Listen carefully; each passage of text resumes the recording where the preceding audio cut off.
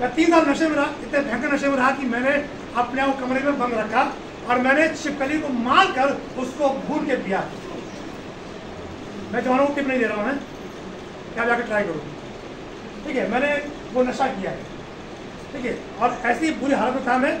और 23 जून 2000 को जब मैं रात में घर आया, जब मैंने गेट खड़काया तो मेरी मम्मी ने गेट खोला और मैंने चिलम पी हुई थी, ठीक है। तो चिलम का जो नशा है, तो जो धुआं है वो गले में फंस जाता है और टकान होगा तो बाहर आकर निकलती है। तो जैसे मम्मी ने गेट खोला, मेरा मुंह खुला, इतना सारा धुआं के मुंह के ऊपर, और उन्होंने चप्पल निकाली और मुझे मारना शुरू किया। और मेरी बहन, दोनों ट्विंस है, मेरा एक बड़ा भाई है, मेरा एक छोटा भाई है, हम 4 भाई बहन हैं।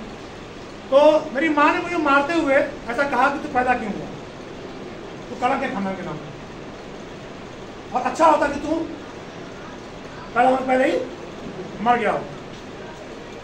तो एक बेटे के लिए ये बहुत भयानक बात है। और चूंकि मैं एक मसीह परिवार से हूँ, मेरे पापा पास्टर रहे, मेरी मम्मी एक अच्छी विश्वासी थी, मेरे दादा पास्टर थे, उनके मुँह से ये शब्द सुनना मेरे लिए बहुत भयानक था।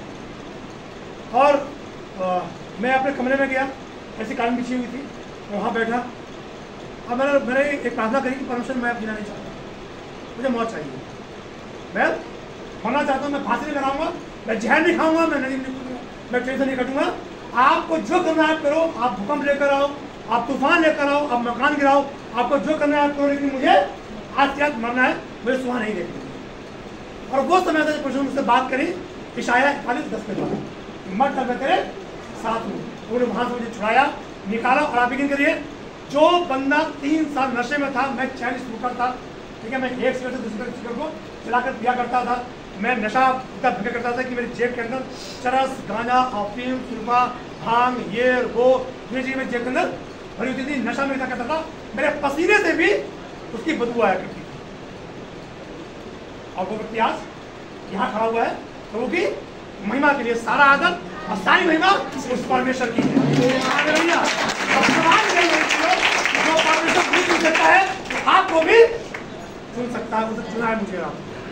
आमीन, हालेलुया। हम इसलिए जब यहाँ बैठे हुए हैं, आज के दिन को हल्के में ना लेना। तो परसों मुझे वहाँ से निकाला, फिर मैं सन 2000 में देहरादून आया, वहाँ मैंने ट्रेनिंग करी। ट्रेनिंग के दौरान पर मेरी पत्नी से मेरी मुलाकात हुई और उसमें मेरी शादी नहीं हुई थी। और शादी से पहले मुझे मालूम हो गया था कि मेरी पत्नी के हाथ में कैंसर है। उनके सीधे हाथ में बगल में जो है उनको कैंसर हुआ था। आपका देहरादून में जो अस्पताल है, आप दिल्ली में एम्स है, एम्स के डॉक्टर ने उनको लिख के दिया था, सर्टिफिकेट दिया था उनको लिख के कि आप 6 महीने में मर जाओगे, बचोगे नहीं, क्योंकि आपके यहाँ पे कैंसर है, वो फैल रहा है।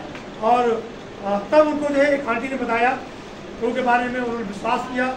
और वो ऋषिकेश में एक जगह है नीलकंठ, ठीक है, वहाँ से जो वो कावड़ लेकर मेरठ आई थी पैदल यात्रा लेकर, ठीक है। और बहुत सी बात बोली आपने, मुझे आश्चर्य इस बात से कि जो लड़की कभी कावड़ उठाया करती थी, आज वो मसीह का आप हमेशा को नया बोलते हैं। हालेलुया। तो मेरे प्रिय परमेश्वर, धन्यवाद हो इस अद्भुत बात के लिए। परमेश्वर उनको वहाँ छुड़ाया, मेरी उनसे मुलाकात हुई, मेरी शादी हुई। मेरी एक बेटी जिसमें बीकॉम कर रही है। और जब मेरी शादी नहीं हुई थी, शादी से पहले ही मैंने परमेश्वर से एक चीज़ मांगी थी, और वो ये था, परमेश्वर मुझे एक बेटी चाहिए।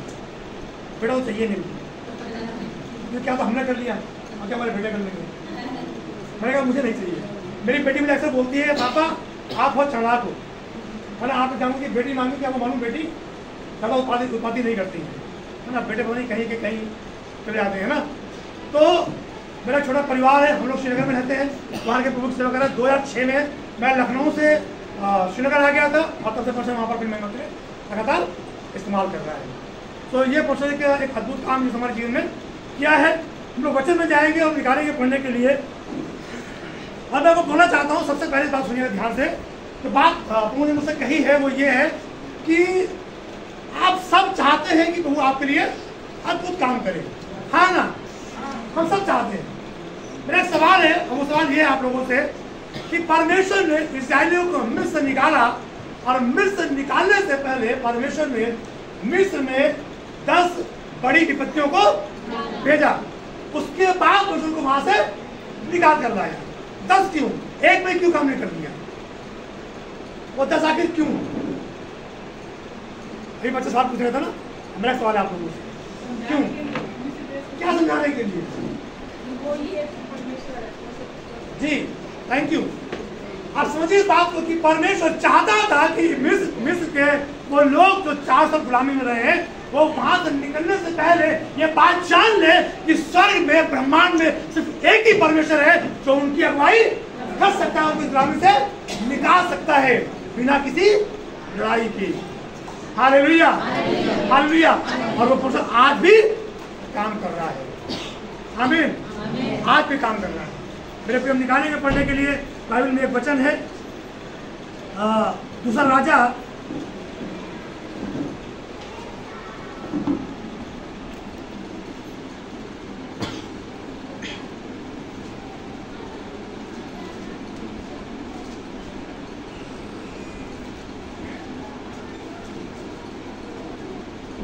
उसका 2 अध्याय, दूसरा राजा उसका 2 अध्याय निकालेंगे और कुछ बातों को हम सीखेंगे और समझने की कोशिश करेंगे। और प्रभु ने डाला मेरे मन में इस बात को कि वचन के बाद हम 10 मिनट लेकर हम प्रार्थना करेंगे और खास तौर से लीडर्स लोग हैं वो अपने आप को तैयार करें, क्योंकि परमेश्वर आपको अपने आत्मा से, अपने दानों से, अपने वरदानों से भरने जा रहा है।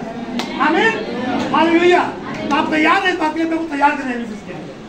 तो मेरे प्रिय देखेंगे यहाँ पर दूसरा राजा उसका 2 अध्याय, और हम सब जानते हैं यहाँ पर एक घटना है जो बड़ी ही अद्भुत है। और यहाँ पर एक घटना ये घटी है कि यहाँ पर प्रभु का जो दास है एलिया, वो उठाया जा रहा है। और हम देखते हैं इस बात को कि जब एलिया उठाया गया तो उसका जो चेला है एलीशा, वो उसके साथ में था। ठीक है, याद रखिएगा, जब भी हम जो बात कर रहे हैं आज यहाँ पर, वो ये है कि हम चाहते हैं कि परमेश्वर में काम करे, है ना। लेकिन वो दास ने जो वहां पर लिखा हुआ था कि किसी उनके किसी दोस्तों को बताया, पे नाउ और पे या अभी भुगतान करो या फिर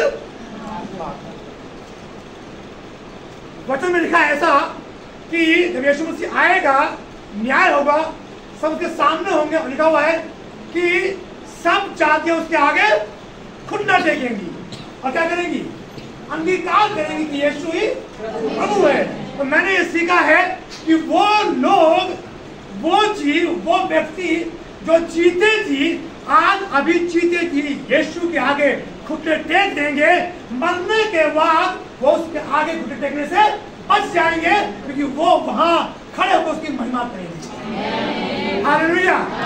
घुटने आपको टेकने हैं, घुटने आपको टेकने हैं, हर एक को टेकने हैं, चाहे वो यहाँ हो या ना हो। दुनिया में जितने भी लोग हैं, हर एक जाति, हर एक धर्म, हर एक कुल, हर एक भाषा, हर एक देश, हर एक राष्ट्र, हर एक राज्य, कोई भी हो, हर एक घुटने टेकने हैं। शर्त ये है, या तो जीते जी और या फिर मरने के बाद।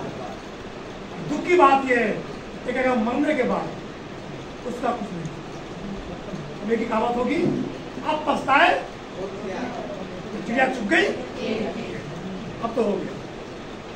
तो मेरे प्रियो, आज आप अपने घुटने टेकते हैं, विश्वास कीजिए भविष्य में आपको भुगतान करना नहीं पड़ेगा। Hallelujah, hallelujah. तो कोई भाई बहन, कोई बच्चा पढ़ने के लिए मदद करे। दूसरा राजा उसका 2 अध्याय और उसके 2 पद से लेकर कोई पढ़ना शुरू करे। कहाँ तक पढ़ेंगे हम देखेंगे ये सुन। ठीक है, कोई पढ़े प्लीज, कोई भी। एलियाह ने एलीशा से कहा, यहोवा मुझे बेतेल तक भेजता है, इसलिए तू यही ठहरा रहे। एलीशा ने कहा, यहोवा के और तेरे जीवन की शपथ, मैं तुझे नहीं छोड़ने का। इसलिए वे बेतेल को चले गए। और बेतेलवासी भविष्यद्वक्ताओं के चेले एलीशा के पास आकर कहने लगे, क्या तुझे मालूम है कि आज यहोवा तेरे स्वामी को तेरे ऊपर से उठा लेने पर है? उसने कहा, हाँ, मुझे भी यह मालूम है। तुम चुप रहो। बस, थैंक यू।